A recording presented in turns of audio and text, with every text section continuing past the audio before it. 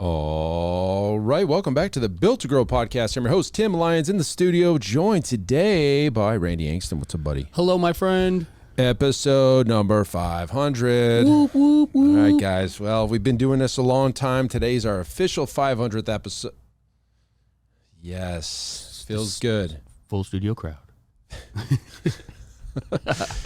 Lots of great memories on this show. A lot of good stuff happened over the last, 4.5 years of twice a week, straight through, banging out content, episode after episode, just getting after it, bringing you guys the knowledge bombs that tickle your earlobes.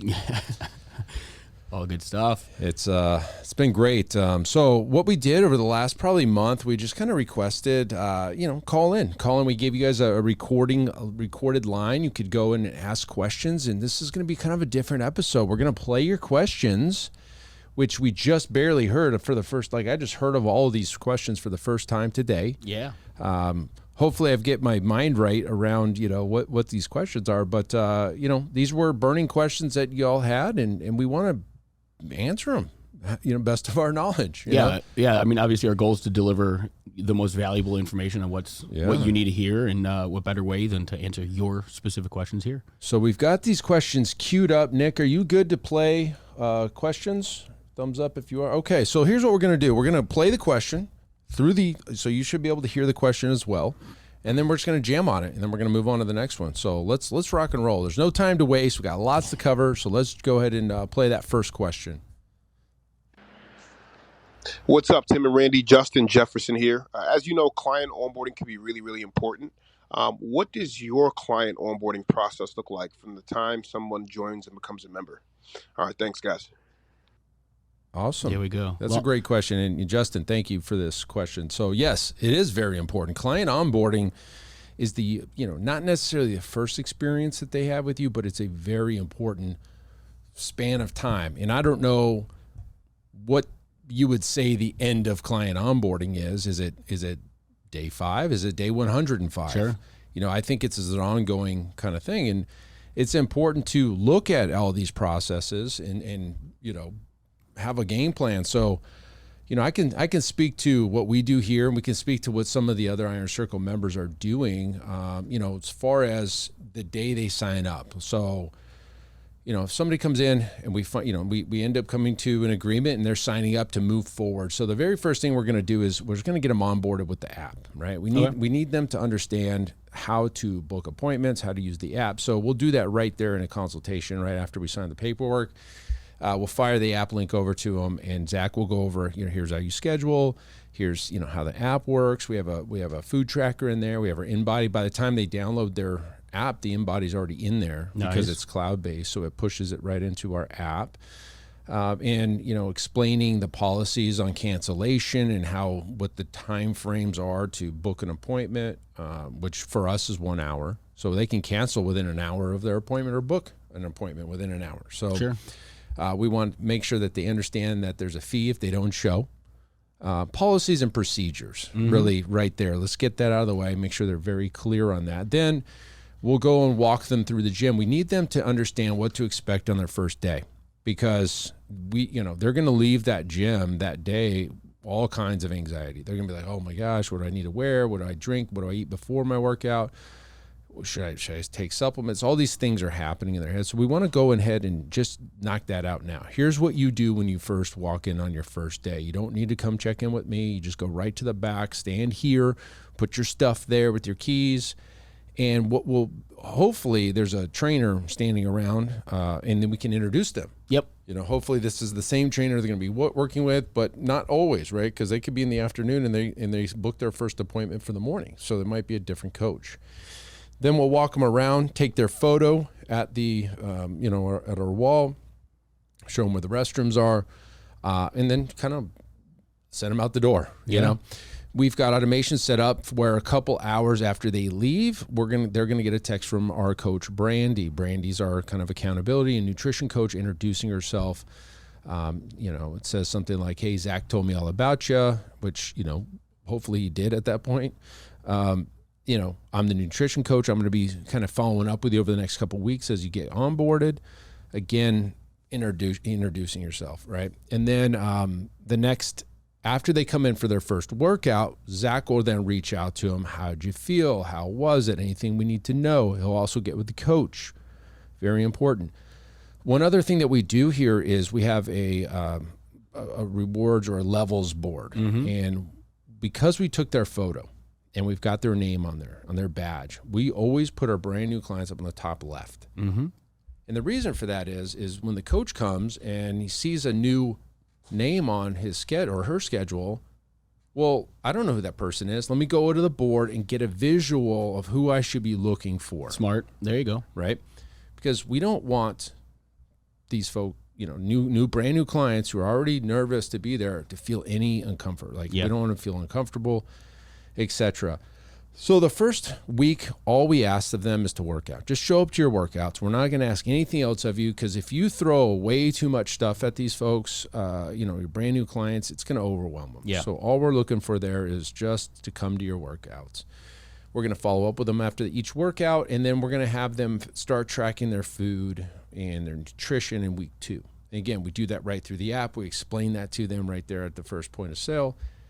And, and then we continuously check in with them every other week for an in-body meet with Zach every 2 weeks for the first 6 weeks, right? So that covers day 1, week 2, week 4, week 6. And at that point, they've been to a minimum of 12 sessions, twice a week. They're kind of like they're integrated at this point. They've met all the coaches. And then they kind of go back into our check-in cadence, which is about once a month with every client. And, again, more if needed. But Zach's going to make that decision right around week 6, right?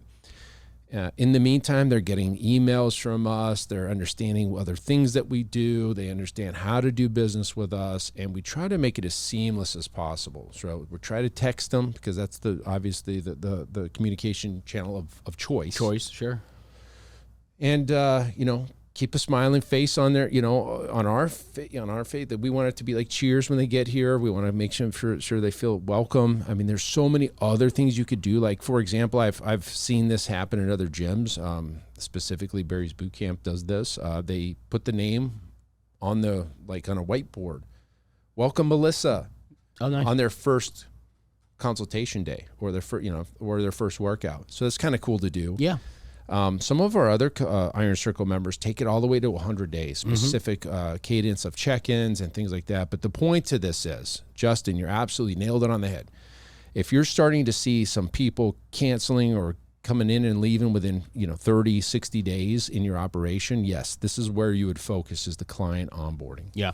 And there's two big takeaways that I got from what you were mentioning. And one is building the relationship, showing them how much you care, taking them through, making sure that they feel important and that they're recognized, right, not just thrown into the ocean of people and kind of lost in the mix. That's obviously one of the key goals from that onboarding. But then 2 is setting expectations. There's nothing worse than a client who doesn't know that they need a check-in, or doesn't know how to go do those things, or doesn't know the processes that take place here at Legacy. And so by setting those expectations on what they can expect from both the business and then what we expect of them as well, I think that's an important, both ends of that spectrum. Keep a lot of that to be, it creates a little bit more of that seamless, path.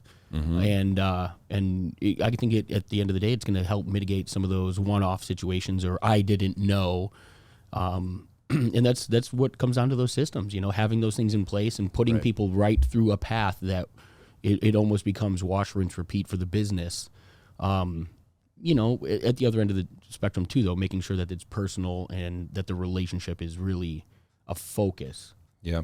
And we've got a cadence. Here's the point is you can't communicate too much. Yeah. Like, yes, you're going to send a text, but you should also send that in an email. You should also tell them when you see them. You should maybe give them a call. Like, there's all these kinds of other mediums that you should be using or can be using. But like at the end of the day, don't expect that they're going to first see your message, sure, to remember what the hell it was. Kind of repeat that. Hey, as a reminder, this is our policy on cancellations. Send that through week 4. Yeah. As a reminder, Here's how you freeze your membership. As a reminder, here's a tutorial on how to book your appointments, and we do allow you to, book within an hour. As a reminder, Yep. if you, so the point to this is I don't think you can communicate too much. Ideally, we want to integrate them into the masses as soon as possible, but don't rush it. Right? Yeah. They're still an individual. At least they're the most important person to them. Yeah, we're living in their world. You know what I mean? Yeah. To them, they're the most important, Yeah. and they should be, because they gave you the money.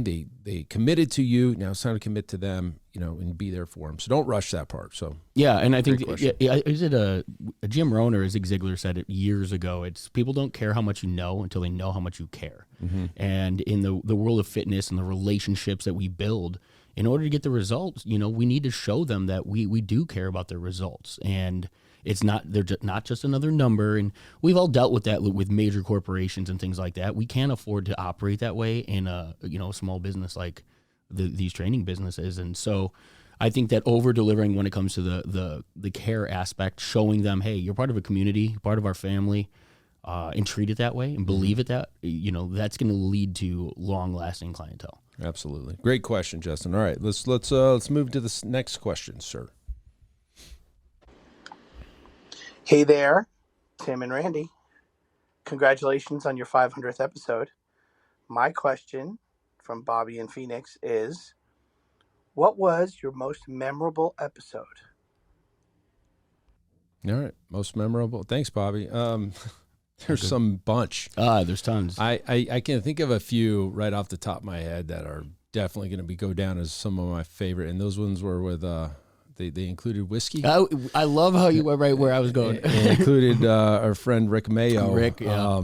We just have a blast. Yeah. It's been years since we've done these episodes, but it was in the old studio. I don't think we did one in this one. We'll have to christen the table soon.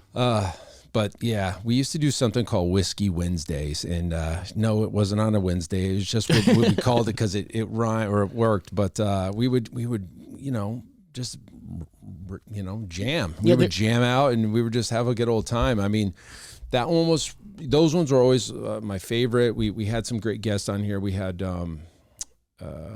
Clayton Mask. That was an amazing one where I kind of opened a can of worms, which between Infusionsoft at the time and ClickFunnels and what the beef was. And that one got a ton of views, and it kind of got shared around in the digital marketing spaces because it was like, hey, what is your side of the story? Because Clayton's a very reserved person. We know him personally. He's the CEO of Keep, and he sat here and kind of told us the other side of the story, which was spilled the beans. Yeah. Which was interesting to hear, because we're big ClickFunnels users and Keep users, obviously, partners and everything with them, and they just hated each other for whatever reason. I don't know why. So, anyways, that was that.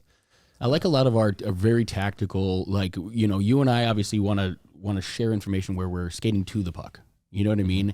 It's not always about what has happened in the industry. Some of our forward focused, future focused, where we're kind of seeing, we're sharing what we see happening in the marketplace. Obviously, we're big proponents for semi-private. Mm-hmm. We've been talking about that since probably started the episode, the podcast in itself. But, as that becomes somewhat the new norm, something else comes along and we'll be talking to that stuff. So even with the semi-private stuff, I look at real tactical, actionable ones. Where we lay out the process, where we talk about the math of how we, have $1 million business, that type of thing. I think that's the stuff that resonates, and it's really easy for our listeners to kind of understand how to go implement those things. Great. Cool. I mean, thanks, Bobby. Thanks for that question, man. I was reminiscing on a couple of those episodes. Those were a lot of fun. There's a lot to choose from. We need to get some whiskey flowing again. We should just have whiskey right now. Nah, it's too early. All right. That's the problem is when we record at 9 a.m. on Tuesdays, it affects the rest of the day. Yeah. All right. Hey, Tim and Randy. Evans here, proud IC member. I had a quick question about managing the desire to create a lifestyle option for your staff, but at the same time, having challenges with loyalty. Follow the game plan and everything, about regular check-ins, having Not doing the commissioned or pay-to-play model, so people have predictability with income. But even still, probably on a 6-month mark, it's like, oh, I don't really have a passion, for fitness, just as the beginning get good, or dealing with I decided to go into another direction. I know that's a part of owning a business, but if any tips you can share about how to create a little bit more stability, because the only thing I'm getting from the exit interviews, oh, it's a great place, I just decided to do something different. So whether it's on the front end of vetting or other things to help create that stability within the team, that'd be a great thing to share about. Congratulations on 500. Nice. Yeah, thanks, Evans. Well, that's a big question, and I don't think I heard this one. So Okay. I must have missed this one. So, but it's very relevant because in this industry, I mean, Ursa stated years ago, and it's probably freaking shorter now. It was like a new coach will enter and exit the industry completely in 12 months. Industry. Yeah, not just your business. That's a big deal. And so you got to look at, the fitness industry, the personal training, coaching part of that, and why are they coming and leaving in such a short amount of time? And you've got to look at the demand on the human being, right? You also have to look a little bit at the work ethic and the generational things, but there's going to be some principles within your organization that have to be there in order to create longevity. You have to have a career path for coaches. Mm-hmm. They have to see, whether it be position, ranking, responsibilities, pay increases over the long term. They want to see the path. They just got to see a path, right? And the unfortunate thing is in small gyms like we operate, there's the coach, the fitness director, and then the owner. And if the fitness director role is taken, the coach isn't going to skip over that and become the owner, obviously. So like they're a coach. Mm-hmm.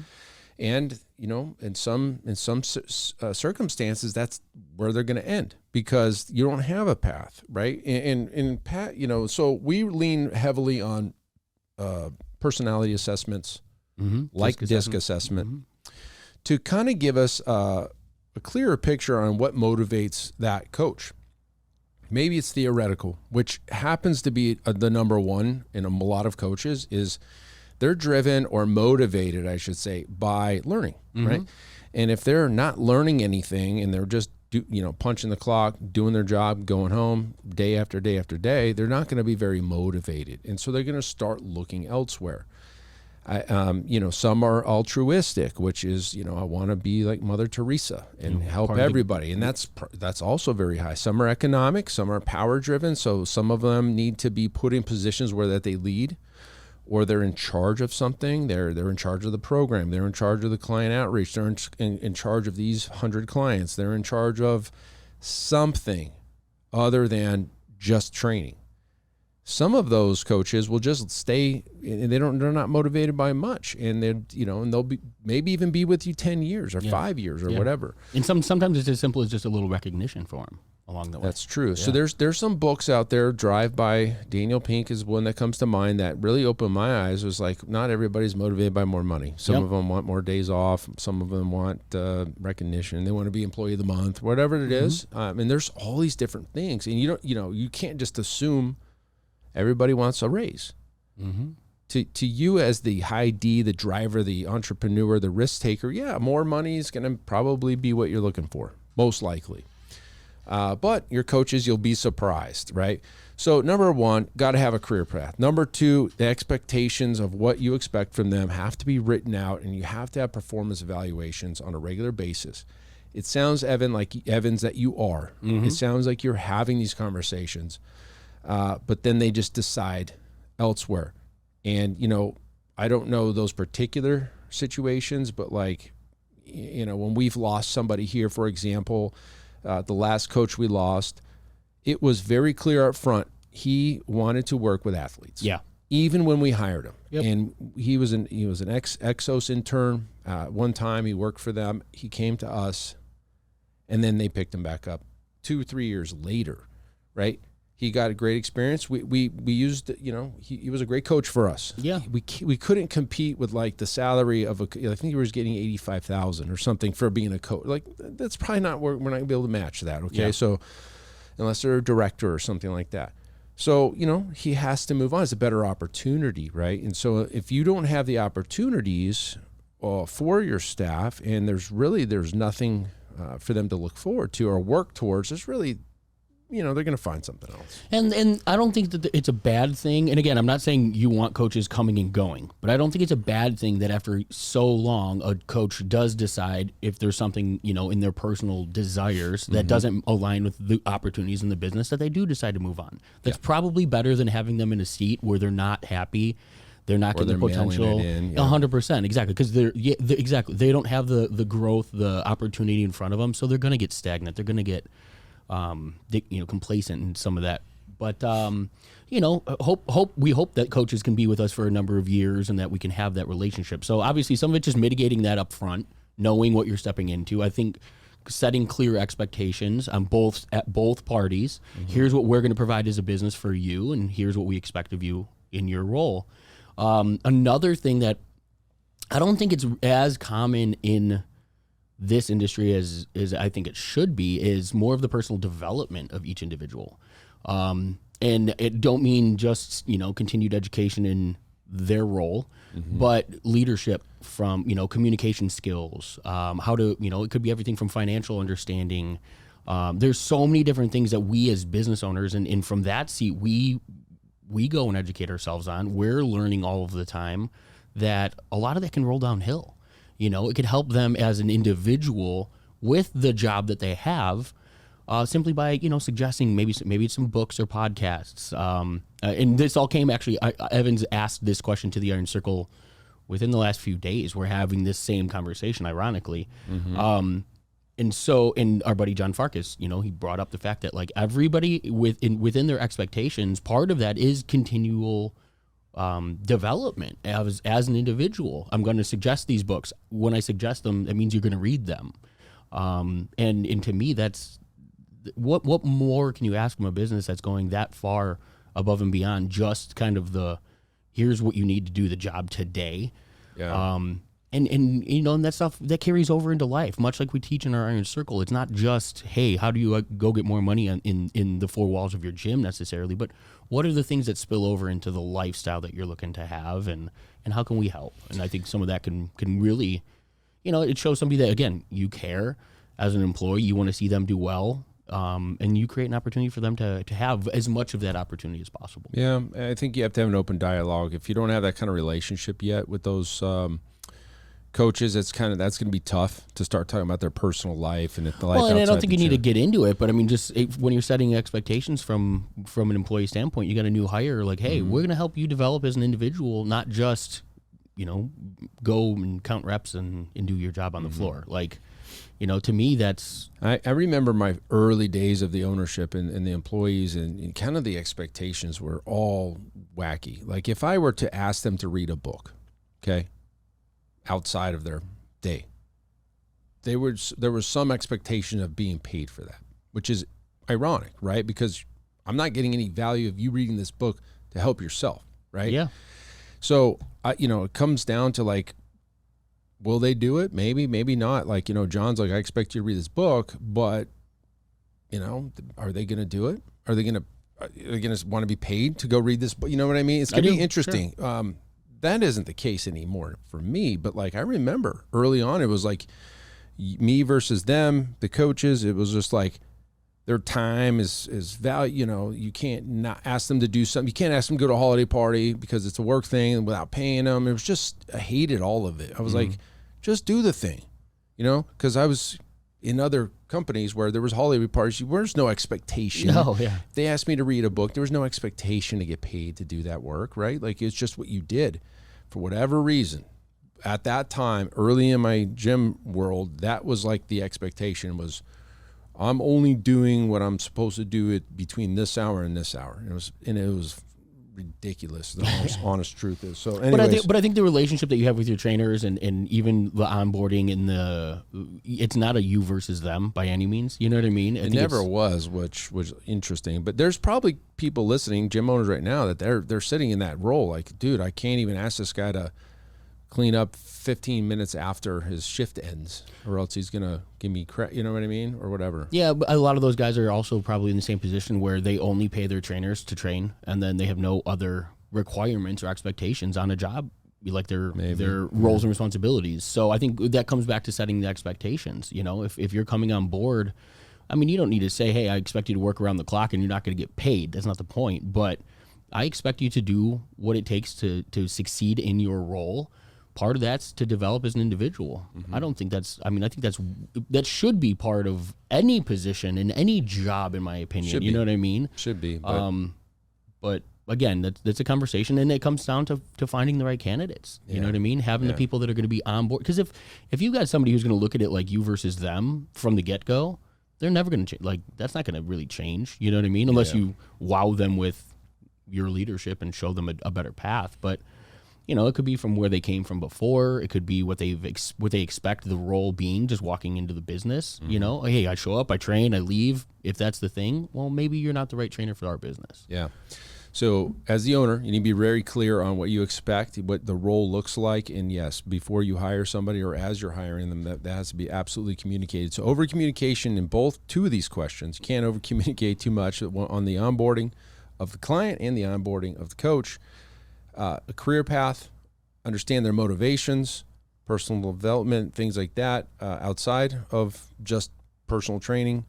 All reasons why somebody might stick it out a little bit longer than, say, 6 months when they're just starting to get their feet wet and get good, right? Because there's nothing worse for turnover of clients when there's turnover of coaches, because change, even if it's for the better, is change, and clients just don't like it, so they just quit. So, all right, good question. Let's move on. Let's move on to the next one.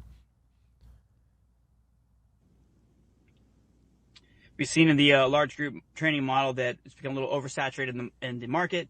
Everyone's kind of chasing the same demographic, a little bit of with the price cuts and price wars as well. As semi-private model is becoming more popular as it has over the years, and more gyms start to move into that model. As our market becomes more saturated in the semi-private and we're all chasing the same demographic, how do you really stand out in that competition to make sure that, you know, you win, given that we're all chasing the same demographic, the same people, the same training, the same experience? That's our good buddy Johnny Bravo, Ryan Sells. He's got the greatest hair you've ever seen. Yes, good question. So I think you think that the customer understands what semi-private is, and I just don't think there are. And I also don't think that it's as saturated as you're bringing it up to me. Large group, absolutely, dead model. Yep. It's oversaturated. It's very similar across different brands. It's a bunch of people in a room getting sweaty. So that class-based model, you know, we're pretty adamant about switching out of that. The question really is, hey, I'm offering semi-private. The guy down the street's offering semi-private. How do I beat him? That's really what we're coming down. That's the question. Yep.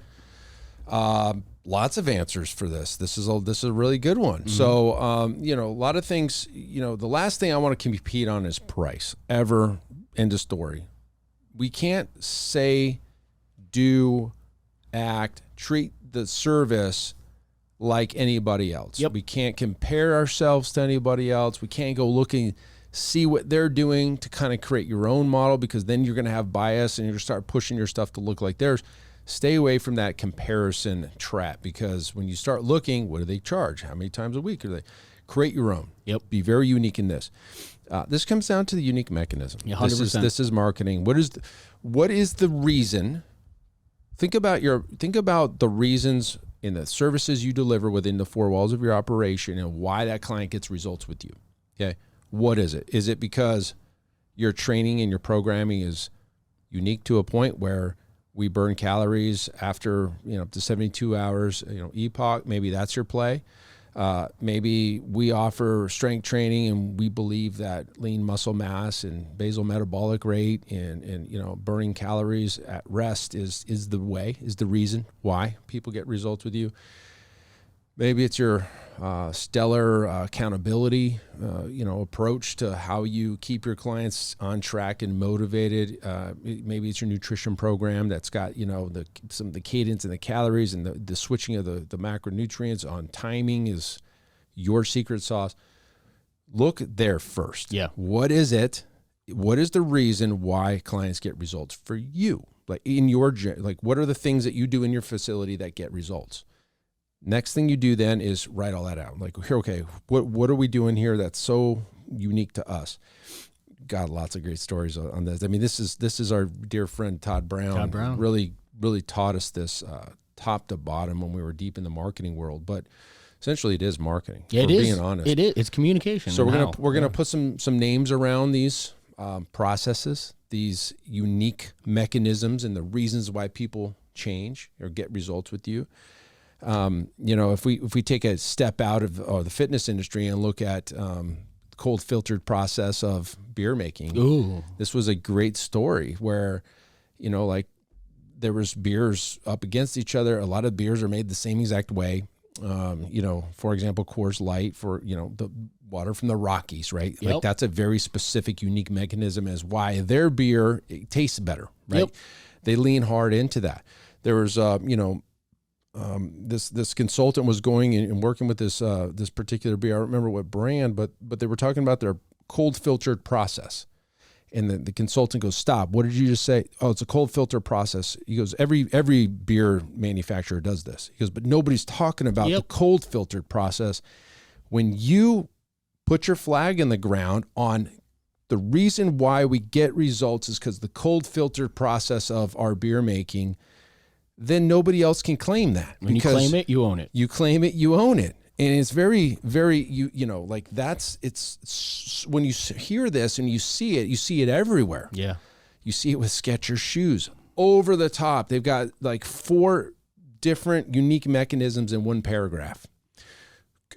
Soul comfort technology and, like dual resistance, weatherproof exterior shell, and like all these things are like, oh, well, that's what everybody does. Every damn shoe has it probably, but it's their process. Yep. And so you go and look at brands in the fitness industry very, very clearly. Orange Theory has the orange zone. The reason that people get results, in their opinion, at Orange Theory is because we train our clients to get into this orange zone. And what happens in this orange zone is fat loss and muscle loss too, fat loss, right? And the reason why nobody else can say orange zone or this particular heart rate range is because Orange Theory put their flag in the ground. Yep. So going back to, hey, semi-private, nobody knows what that is. Nobody cares, honestly. What they do care about is your particular name that you're going to throw on the process. For us, we have the Movement Matrix and the Coach Flow Pro system within our semi-private training app, Semi-Private Pro. Guess what? You can steal that from us. You can buy that because that is absolutely a unique mechanism for the reasons why somebody should go to you versus the guy across the street. They don't have the Movement Matrix. Yeah. They don't have Coach Flow Pro. They don't have the displays with the workouts and the customization that you can instantly at a change, click a button. We're going hard on that here because nobody has that unless we sell it to them. Yep. Which we won't do because they're competitors. So like you can go and create your instant unique mechanism by going to semiprivatepro.com and going and purchase that system, and nobody else can have that. So think about those things first. Yeah, and I mean, we've said it since the podcast started, right? Fitness, nutrition, and accountability. Like that, those are the 3 items that globally fitness, facilities bring to the table in order to get a client result. But that's top level. That's for the 40,000 foot view. Take those, create unique proprietary names on each of them, create a system around all of it that you name, you put your flag in the ground and you own. And that's the way that you differentiate yourself from your competitor.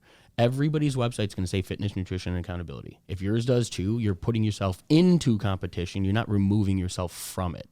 So don't be like everybody else. You have those unique mechanisms. I don't want to say you have to be disruption and go against the grain necessarily, but if you're using the same language, if you're talking the same talk that everybody else is, then the only thing the consumer is going to be left to and picking between you and them is going to be the price point. And that's what we don't want to compete there. Ever. It's a race to the bottom, and there's no systematic advantage of being the second most expensive. So this unique mechanism is very relevant the rise and fall of CrossFit. Think about this for a second. When CrossFit came to the market, it was the unique mechanism. Yeah.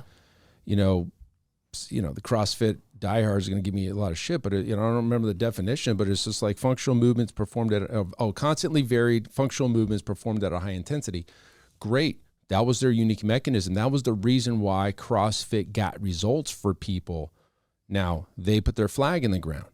Problem being is when you have two CrossFits next to each other, promising the same thing to the end consumer, what happens? Well, it's a price war right there, right? Like, and that's exactly what you saw happen over and over and over.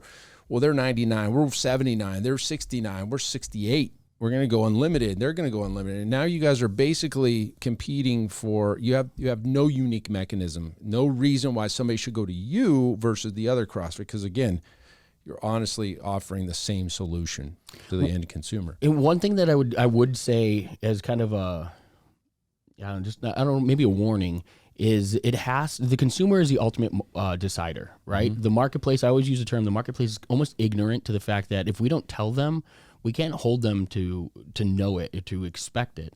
And so you have to communicate to them what you bring to the table, but it can't be too arbitrary to where they can't understand what it is, or you can't actually show them it.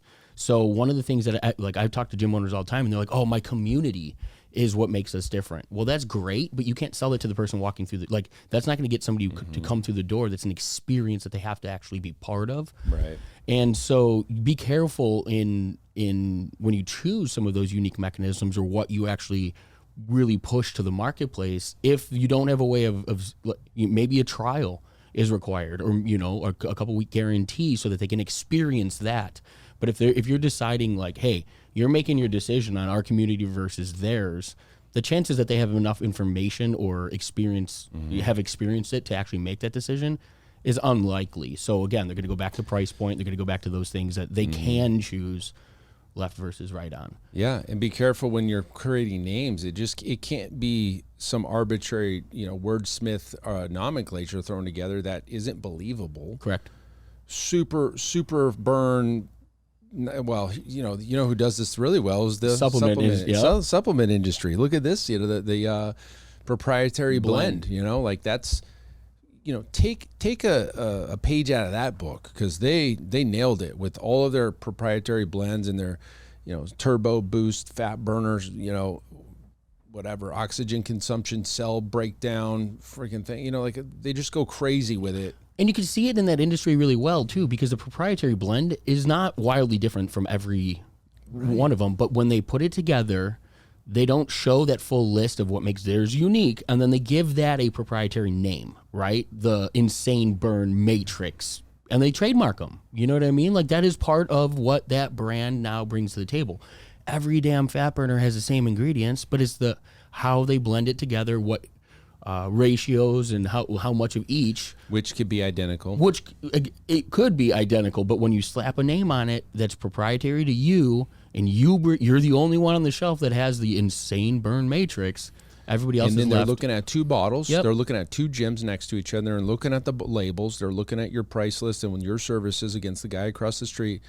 And they look at the bottles and they're like, well, this one's more expensive, but this has the Insane Burn Matrix. This one doesn't. That must mean this one works. This is the reason why I will get results, is because of the Insane Burn Matrix. Forget that other competitor. Let me buy this one. And it's just, I'm not saying it's BS at all. No, I think it's psychology. It's psychology, but it's also, you need to highlight the reason why you get results. Slap a name on it. Educate the consumer. The reason why. Do it through video. Do it through copy. Do it through photos. Do it through infographics. Do it through blogs, whatever it is. And educate the consumer. When you do that, nobody can compete with you. And therein lies the question. How do I beat the guy down the street when we're offering semi-private? Don't say it. Don't say semi-private. Nobody knows what that means anyway. And so hopefully that answers your question. Good one, though. Good one, Ryan, yeah. What's up, guys? Congrats on 500 episodes. My question would be, what do you guys think is the ideal organization chart for that $1 million model of a micro gym. And then even elaborating on that is, someone who's scaling that to 2 locations, is it just, multiplying the 2, or do you have different manager positions?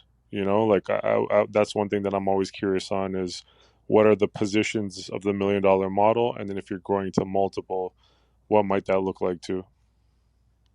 Great question, Corey. So let's define $1 million model really quickly and just in quick numbers. When he says that, we've taught the $1 million model through semi-private training, 6-to-1, 200 clients, paying $99 a week. That's $85,000 a month, plus or minus, count for freezes, over $1 million in personal training revenue. Do the math, guys. 200 times 99 times 52, right? So that's going to be over $1 million. And that's the question. How do you staff a facility to be able to service that model? Yep. And it's not that hard, honestly. In my opinion, I think, about 50 clients to 60 clients per full-time coach. So in that situation, that's 4. You have 2 morning, 2 afternoon. You have a fitness director. Maybe you have an admin. So what are we looking at? 4, 5, 6 employees. Then you got the owner. I'm not using the owner as in a position, by the way. Like the owner's out of the operation in our world. Like in our world, they're out of the day-to-day. They could be the visionary. They can do all this stuff. So the question is, okay, what does that staffing model look like? Okay, so it's going to be 2 coaches morning, 2 in the afternoon, taking 12 clients per hour across the board. That's able to service 200 times, about the sessions per. We do. In our world, we're first sessions at 5 a.m. We go straight every hour on the hour, all the way to 7 at night. 7 at night's our last session. So with that staffing plan, you should have more than enough coverage to cover all of those hours, okay? Then middle management. Is there a need for middle management? Possibly. So going back to Evan's first question, it's like, is there a career path for your coaches? You might have a program director. You might have a fitness director. You might have a nutrition coach. You might have an accountability coach. They can cross roles. Yeah. Like they don't have to be only doing one thing. They can be a coach and an accountability coach. They could be a fitness coach and doing the nutrition. So all that being said, somebody's got to serve the clients. Somebody's got to train. So you can't get rid of those people. So those folks are there. And then you got the director doing sales. They manage the team. They pay the bills. They try to keep clients high retention. They coach the coaches. They educate. They do the check-ins. And then let's just say you had a second location. I still think you need all the same people in both locations. And then maybe you're the general manager or the regional manager as the owner. Yeah. That's doable with 2. That's probably doable with 3. When you start getting to maybe 4, 5, 6, 7, you might need a regional. Yeah. That kind of is bringing all the data uphill and giving that information to the owner. So like that might be, you maybe at 3 to 4 might be that time, Corey, that you might need a regional type person that's overseeing the fitness directors. But with 2, I don't think so. Yeah, I agree. And I think the one thing that we didn't discuss there, not just from the coverage, but it's the owner's desire. Do you want to be in a position to not have a layer and step in when you need to be? Or is there profits in the business where you want to layer somebody else in and keep you out of the day-to-day entirely? That might happen at 2 locations. It might happen at 1 location. Having that fitness director and then maybe a floater or something like that, so that when they have to go step down and coach, that position isn't vacant, and then the owner isn't stepping in and doing the fitness director's role. I know here we try to go the other direction, right? Zach is out, one of the coaches steps up and fulfills his roles and responsibilities, and then the team obviously helps coverage and things like that. Other than that, I mean, just keep that in consideration when you're laying out your org chart, because what's important to you, maybe those locations aren't next to each other. Maybe you don't physically live within the region, so you can't just go cover, if somebody's sick or somebody, So there are some one-off, some variables, but I think to the purpose of the question, running a somewhat lean organization, not overstaffing and having individual positions for each of the things you laid out, like having a full-time nutrition coach, unless your business demands it.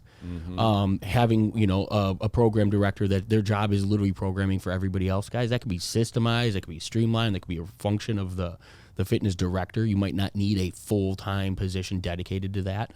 I think at the end of the day, the $1 million model laid out the way that you did, not only does it create the ability to serve that many clients and do well with that gross revenue, but being that lean as far as total numbers of bodies in the position, your profit margin should be pretty nice. Yeah. And that guys, if we could drive one thing home, it's, hey, have that well-run business, but make sure you're taking something home for having it. If you're not making the profit in the business, let's look at the systems, the staffing structure. That's where all that stuff really comes to light, because you're probably spending more than you need to. Yeah, if I'm gonna throw a number out there for owner benefit, when I define owner benefit, it's first off, it's profit, it's plus your pay, plus any personal expenses that you run through the operation, plus draws. Yeah, should be 35% or higher. There you go. You get to that $1 million, you're taking $350 home. 350 grand in owner benefit, and you could do that through a lot of different ways, but it's a combination of all of those. What's your W-2? What's your draws? Do you pay for your cell phone, auto, gas, food, whatever that just happens to be on that card, and then profit. And then total that up. Here's good news, guys. If you're ever going to sell your business, that's the number that they put a multiple on. That's the desire, yeah. It's the owner benefit times 3 or times 4. So if you're doing, I don't know, 350 and you get 3 multiple, you're selling that for $1 million. If you get a 4 multiple, it's 1.2, whatever the math says. I think that's a good exit, a 7-figure exit out of a business that paid you for, a decade or so to support your lifestyle, and then you're going to exit it and get another check for 7 figures or $1.2 million. Like that's pretty good for one location, I think. I think so too. So think that through. Moving on. Good. Yeah. Hopefully that answers that. Okay, moving on. Thanks, Corey. Yeah, thanks, Corey. Hey, Tim and Randy. This question might be specifically for Tim here, but I was just curious and had a question pertaining to your journey. You started a gym from the ground up.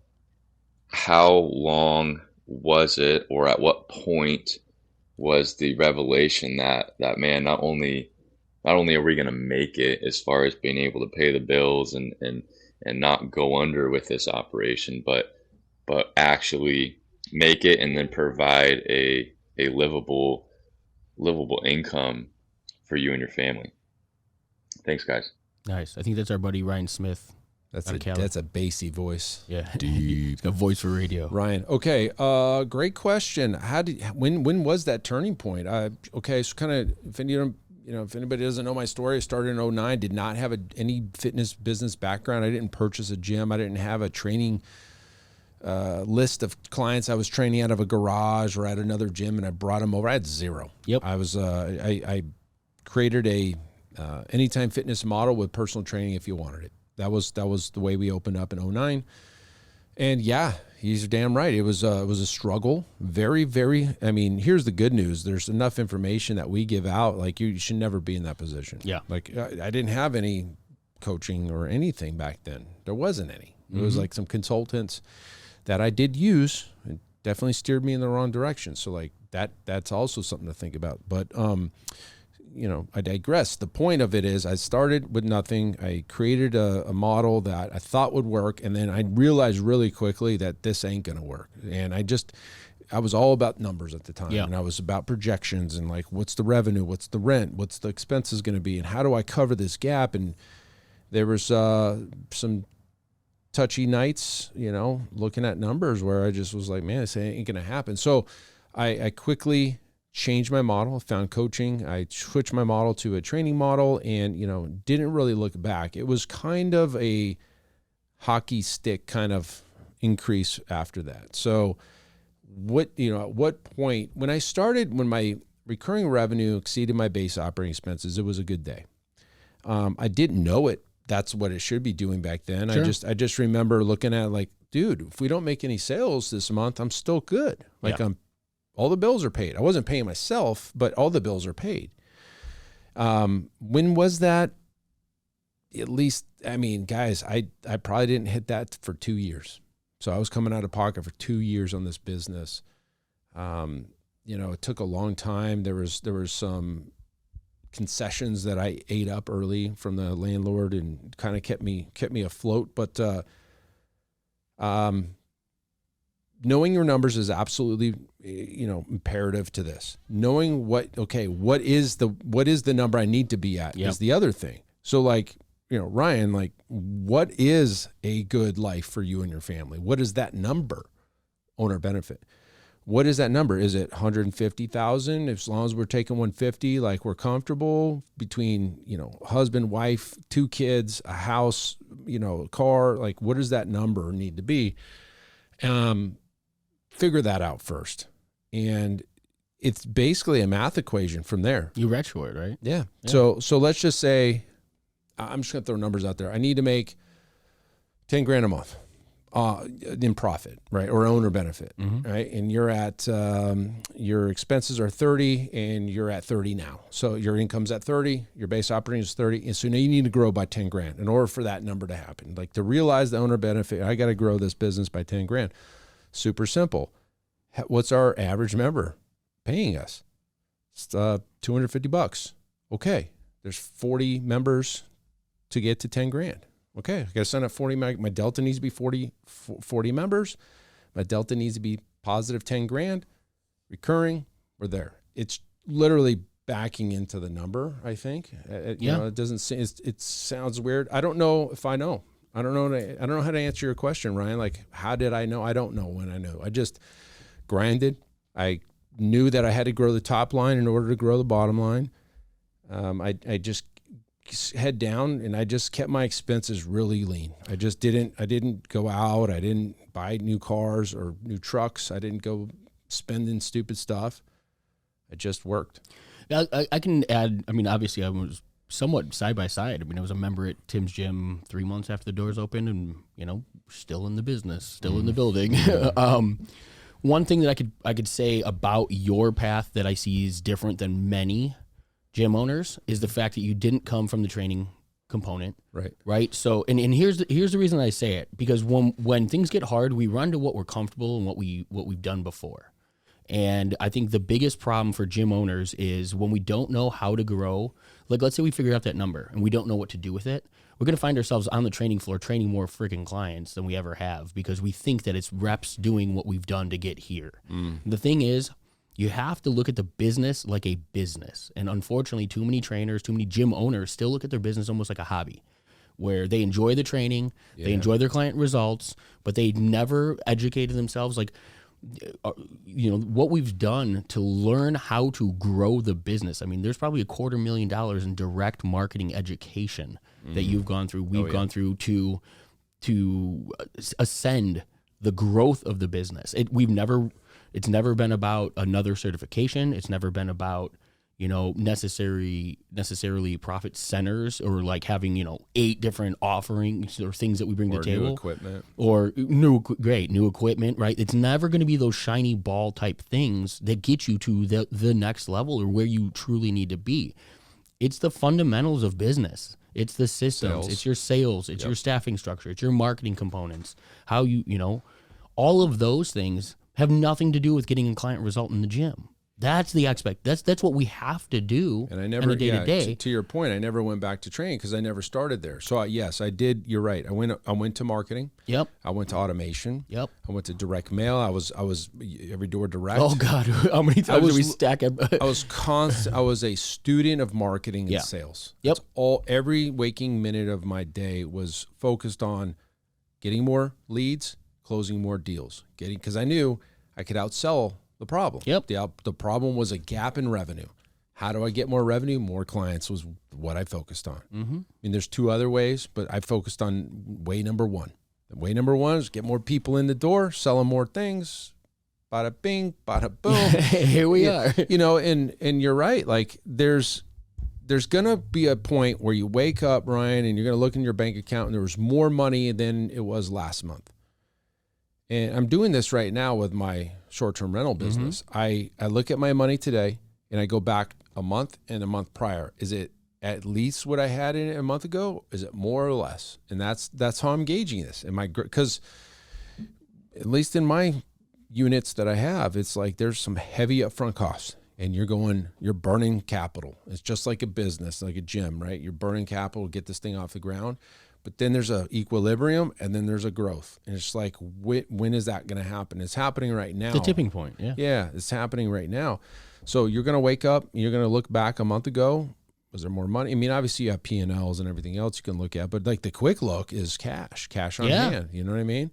And so that's kind of the tell. But yes, everything I'm doing was at the time to get more clients in the door. And if you guys think about it, I mean, this is episode 500. You've never once heard us talk about anything other than the business side of this business, I guess, right? But that's the differentiator. If you want to grow the business, you have to do the things, learn the things, put yourself in those seats where the result is that the dividend that you get is growth in the business. It's not going to happen from some of those things that we laid out. It just doesn't. You have to force the growth of the business. As simple as just focusing on the delta every month, right? Here's the clients that we have. Here's the clients that have left. Here's the clients that are on freeze. What does this number look like? What is our base operating expense? What's the ratio compared to, that? What does it look like next month? What does it look like? And just focus on it's incremental growth. You know what I mean? Every month, just making sure that the business this month is making more than it did last month and just continue that trend.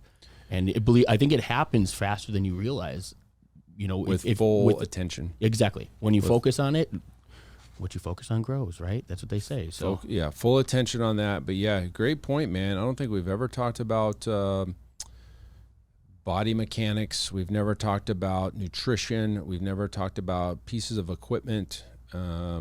Maybe the pod setup, the business side of the equipment, but it's an efficiency thing too. You know what I mean? It doesn't that doesn't make or break the ability to have the rest of it or have a success. You could technically have a gym with 4 walls and open mats and still find a way to focus on all the rest of the things that we brought to the table and see incremental growth. It just you got to, but you have to be. We did that podcast not long ago about being obsessed. You have to be obsessed about the growth of the business. You as the owner, just another thing I'll throw out there, you have to realize it's a who, not a how, more often than not, right? Like if something has to happen in the business, you can't be the one that runs in and goes and does all of it. Have the right team in place, reach out to the people who have what you need, whether it be marketing education, sales coaching, find a good consultant or a coach. If you believe in what they believe, the same thing that we're doing here for you, lock arms with that, and then just hyper diligent on that aspect and grow. Perfect. Cool. Let's rock and roll. Is there any more questions? We got one more. Last question coming up. All right. Well, this is good. Got some good questions. Hey, Randy and Tim. Thanks for giving us the opportunity to ask a live question. I think this is great. And love the show. Always great information. The question that I would like to ask is, how do you step-by-step transition from a class-based model to a semi-private based model? I'm half and half right now, making some slight transitions by removing my evening classes and replacing those. But how do you do it overall and not upset all of your members? Awesome. I think Thanks, there's guys. our buddy Jason. Keep on killing it. Keep sending out those good shows. Nice. Great question. This is something we work on quite a bit. There is steps. And yes, because if you do this the wrong way, you can piss off everybody. And that's what he's trying to avoid, right? Yep. And so you could do it one of two ways. You can do it slow and gradual, or you can just pull the Band-Aid off. And, it's probably the best to do it slow and gradual. Sometimes it takes a year. I've even had some people tell me it's taken 3 or 4 years to do this. And if I look at our business, we kind of had both for a long time. We had semi-private, which was our main thing, but we also had boot camp, which is our metabolic training, right? Our class. So here's the steps. First thing you need to do is look at your space. Can you physically deliver the semi-private product? Mm-hmm. Is there the equipment you need? Because when we say semi-private, when we're really talking about it, if we're looking at the exercises, we're talking strength training, weights, bars, barbells. We're not body weight much. I mean, we can if we need to, regress or whatever, but like we're strength training. Progressive overload focus, yeah. Okay. So we're going to look at the delivery of the, logistics of the delivery. Can we facilitate workouts? And if you can't, that's where I start. You're like, okay, we got to move this equipment over here. We got to buy that rack. We got to do this, that, and the other thing. We got enough stuff. Okay. Boom. You do have that. Then we got to look at the schedule. Okay. If you're so heavy in classes, there's a least attended classes somewhere on that list. We got to cut those out. And like he said, I remove my evening classes and I replace it with semi-private. So in the day, not just the physical environment, the equipment, the space, can we facilitate this, but on the schedule, how do I facilitate this on our current schedule? We're gonna have to probably remove some of your lowest attended classes, replace it with semi-private. And we know based on numbers, the average group training attendance globally is 6. Right. So at some point you're going to have, like Tim said, you're going to have to look at the calendar and say, or schedule and say, all right, what is our average for each of these slots? Some of those dwindling hours, perfect opportunity to slide semi-private in there. Right. Now, you're not doing this until you do all these steps. You can't do step 2, 3, and 4 without kind of having them all ready. Yeah. So it's not like you just replace it without knowing how to program for it or whatever, right? Those are later steps. So I'm looking at my schedule. I'm looking at my space. Okay, I can slot this in here and here. I can move that equipment there. Okay, I can facilitate this. Great. Next step would be, okay, look at my coaches. Do I have the staff to deliver the system? Do I have coaches that can train in this manner? Do they need to be coached up? There you go. Do I even have coaches available because maybe you're moving things around and you want to slot in at 10 o'clock, you don't have any coach for that or whatever, right? Like you got to look at your coaches. We got to coach them up on how to deliver a great semi-private experience, because the key to this whole thing, it needs to be different. It can't be like large group, loud and proud, high fives, chest bumps, just with less people. That's not the point of semi-private. Semi-private is custom programming, strength training, a little bit more form check. Like we're not, hoorahing and all this stuff. You're focused on form. You're focused on the movement, right? Whereas we might get away from some of that stuff in the class-based stuff. Yeah, for the expense of calorie burn. Yeah, just move more, right? Yeah. Next thing you need to look at is programming, okay? Like I'm going to give a plug for semiprivatepro.com. Go look that up. That is programming for semi-private. It was designed for semi-private to deliver custom programming at scale. It also keeps all of your coaches equal.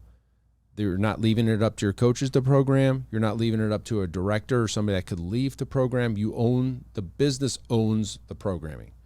Has to come top down. It cannot be different between coaches. It cannot be I enjoy training with that coach because what they have me do is different than this coach. It needs to come from the gym, right? Yeah. So like we got to look at programming as a delivery system. That needs to be systematic. Absolutely. Like you guys had a podcast, you and Zach, just the other day about what happens when you get that wrong. Yep. Like there's a lot of things to get wrong. So pricing and sales. What are we gonna sell this product at? Because the reason you would go to semi-private is so you could make more money. Therefore, you need to charge a lot higher. But the sales side of it, you have to be able to explain the value from one product to the other. Why would somebody choose this option versus that option for this much higher? Like what is that? What are those reasons? Obviously the attention, number one. The customization, number two. Strength training, needs, needs more eyeballs on you. We can't just throw you into a room and have everybody doing the same thing, right? That's not semi-private training. Yeah. People interchange small group training and semi-private training, mix and match those names. For us, it's very clear. Small group training is large group training with less people. Correct. Which large group training is, we call, just figure everybody's doing the same thing. Semi-private is private coaching done in a semi-private atmosphere, custom programming, strength training. Okay, let's just kind of get through that. Internal, then external marketing. So, I just kind of a list in front of me. By the way, we have a podcast specifically on this. It's called 7 Steps to Switch to Semi-Private Training. It was released August 22nd, 2023. Yeah, just looked it up. So, internal, external. So you're going to give your people the opportunity to experience the semi-private training for free. You have to. You have to give those folks in large group training, hey, we're moving to this model. We're going to give it to you for free, same price, for 30 days. You could even go 45. Sure. I wouldn't go much longer than that, but you could go less. You can go 2 weeks as well. I think the big thing there is you need to give it a long enough time for them to actually experience it and understand the difference, right? That could happen in 2 weeks. It could happen in 30 days. Maybe 45 is needed if maybe they're just not attending enough, or something like that. But they have to be able to literally experience it, and for them, for the consumer to say, oh, I get it. I know that, I've realized the difference. I've got a whole different level of soreness and like those things. The result for that client is now understood, as opposed to just, this is different. Pay us more. Yeah. No, you're right. That won't work. They have to experience. You're right, and they have to feel muscles they haven't felt in years, even if they've been coming to your gym for 3 straight years. What we had happen in many gyms that we work with is you got these fire-breathing, diehard boot campers, right, or your class-based people. Fire breathers. They could do 2 classes back to back and not break a sweat. Mm-hmm. Well, what's going on with those folks? They're conditioned. Their endurance is conditioned. Their bodies have adapted to that style of workout. But you put a bar on their back, you have them pick up some heavy loads. They have soreness they've never felt in 3 years. Yeah. And for a lot of those type of people, that's exactly what they want. Mm-hmm. Oh my God, I must be out of shape again. Therefore, I need to do this new thing. And they'll buy it. Yeah. So again, going back to that thing, you need to experience. You just got to give them the opportunity. Now, when we do major switches, like a CrossFit gym to a semi-private gym, which we've done, we're going above and beyond the communication. We're hosting seminars. We're having State of the Unions. We're having individual meetings with hundreds of clients at the same time, individually scheduled out over the next 12 months. You do have to pick a D-Day, but the announcement should be like months ahead. And transition those months, because if you're going to completely remove the old model and replace it with semi-private, you need that lead, you need that runway to meet with each individual person and have this all happen. And, but there is a D-Day. By this date, you need to tell us that you're staying or you're leaving. Don't let it drag on. Don't feel bad about it. And the other really thing I would like to mention here is the communication as to why you're changing can go something very similar to this. We've had a lot of gyms use this kind of language. Mrs. Johnson or gym members, here's the history of our gym. Here's how we've been training. Here's what we believed at the time. As we've grown as a community, as I've grown as a coach, I've learned more. I've gotten more education, and at this point, we need to change to this model because this is the best results we can offer for our clients. It's the best service, and it would be doing you a disservice if we kept you over here in this large group metabolic style training when I know there's a better way. Yep. Therefore, as a gym, as a model, we are switching to this new way, and it's a better way. And here's how we're going to do it. And we're going to do it over these several months. We're going to give you experience in this. And by this date, we're going to have to make a decision. But I don't want you to decide now. I want you to just touch it, feel it. Here's our new pricing. I know it looks like a shock. Let me show it to you. All these things, you would do this in a kind of seminar-ish pattern. And it works. Oh, yeah. And you'll be surprised. Oh my gosh, because you're taking ownership of the change. You learned a better way. You'd be doing a disservice if you continue to train our clients and not get results like that they deserve over here. And this is the better way. And you're going to get better results and a better service. And we can't wait. And we're very excited. It ain't about you. This is the gym. It ain't about more money for you as the gym. Never. What was that angle towards? That was an angle to the benefit of the clients, right? We're telling them the reasons why, and we're taking ownership of it. So, guys, if you need help with that's what we do. We have scripts for this stuff. We'll work with you. And if you do that well, you literally will be thanked for charging them more. That's absolutely you know what I mean? true. Because again, we have the onus is on us to continue to raise the level of knowledge, and we are the experts that they're coming to for a result. Right. If we aren't challenging and continually developing a new challenge for them, a new result, and progressing them down a path, we can expect them to move on and go find something else and somewhere else to get that. Right. And so by bringing this in, your clients should, and likely, as long as you do it well, can over-communicate and paint it in their benefit, they will literally thank you for making that change. Yes. And that's the thing. And then a lot, we get all the time, we get gym owners that want to do this, but they're resistant around it. Sure. The biggest thing that we could recommend is get everything, right back to what we were talking about before, the math of the business. Get really clear for yourself as the owner. Because if this is what you believe and this is the path that you need to go down and you need to make that change because it is the right thing for your clients, that's on you. You need to make this happen. But then we're met with fear. Then I'm met with, oh my God, what if I lose 50% of my clients? Well, let's do the math. What does your business look like today? How many people are you serving? What's your average revenue per client? What does that monthly revenue look like for the business? Then let's do some projections. Let's look at, okay, let's say we lose 40 members, 50 members, whatever it may be. What does the new business look like with that number of less clients, right? Because we're charging more for the service, we essentially can take a loss on numbers of people and still be at break even. And that's the conversation I have with gym owner after gym owner after gym owner on mitigating the fear of making the transition. Sure. The goal is not to put you in a position that's worse off and have to go rebuild an entire new business, but understanding, hey, if everything hits the fan, what's the worst situation I could be in? And I'm still making the same money, but I'm now training for a third less people. Yeah. That, at the end of the day, we use the analogy, right? You can take 10 dimes and get $1. You can have 4 quarters and get $1.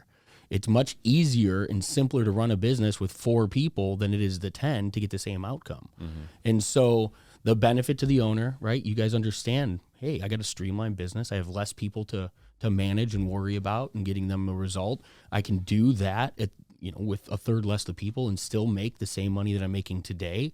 Okay, that's worst case scenario. We've never even hit that number with our transitions, So if you're resistant around it, again, get with us. That is what our coaching program is the best at, is helping you through that transition.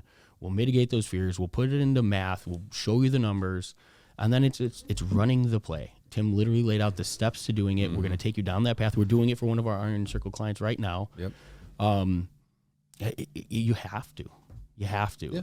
I mean, well, at the end of the day, going to the 10 dimes or 4 quarters analogy, if you lose 10% of your membership base on let's just say your attrition sucks and it's 10%, well, you're going to lose what? 10% of 10 is 1, and then you're going to lose 0.4. Yeah. So like the point is, even if you had identical attrition rates, with less people making more money, you're going to have to replace less losses because there's less losses on the same percentage just of less people. And the beautiful end is the other end, the growth. The growth. So going back to like your equation, we can back into the number and say you can lose 47 members and still break even. Like that's the number. And when you lose 22, if you didn't know 47 was your number and you lost 22 just without knowing, you'd probably be freaking out.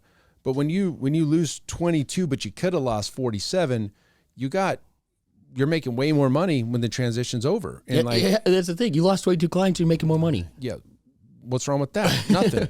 And no, this is not a greed thing. This is a business prosperity thing. This is a profit thing. This is a ability to serve your clients at a higher level thing. Listening to this right now, semi-private, 6-to-1, custom programming is better for the end user, for the client, than large group training. Yeah. You intrinsically know that. You just know that. How you do it is where you're stuck. I don't know how to physically deliver this product. I don't know how to do the programming. I don't have the coaches. Great. But there's coaching for that. That's what we do. So good on you for asking that question step by step. Hopefully that helps you. If you need more kind of like a deeper dive, go check out that one podcast. It's 7 Steps to Semi-Private, that we walk through exactly the steps to do it. And again, guys, if you need help, we're here for you, and that's our coaching program. So. Yeah, boom. So Nick, is that the final? That was the final question, guys. That was episode 500. Thank you for your support. Thank you for the reviews. Keep those coming. It really helps us get seen. I appreciate everybody asking those questions and putting those on, on recording. Thank you. Yeah. We can't thank you enough. I mean, obviously 500 reps is, it's a ton, to sit down and continue to deliver with what we feel is the value you guys need in order to continue to win. I like this format. I think that we might work this one in a little bit more, for the future, take some direct questions and hone in on, how we can help you guys in the trenches today. So yeah, beautiful. All right. Well, hopefully that helped you guys. Again, thank you for helping us celebrate 500. Here's to another 500 over the next several years. That's it for this episode, guys. Until next time, keep changing lives. We'll see you on the next show. Bye. All right, and thank you for listening to that episode of the Built to Grow podcast, where we help gym owners win. Now, do you want to connect with me and other gym owners online? All you need to do is join our private Facebook group, Business Talk with Fitness Professionals. Just head on over to Facebook and type in Business Talk with Fitness Professionals, and when you do, we're going to give you our 10 marketing strategies 7-figure gym owners use to win. I look forward to seeing you in the next episode. Until then, keep building something great.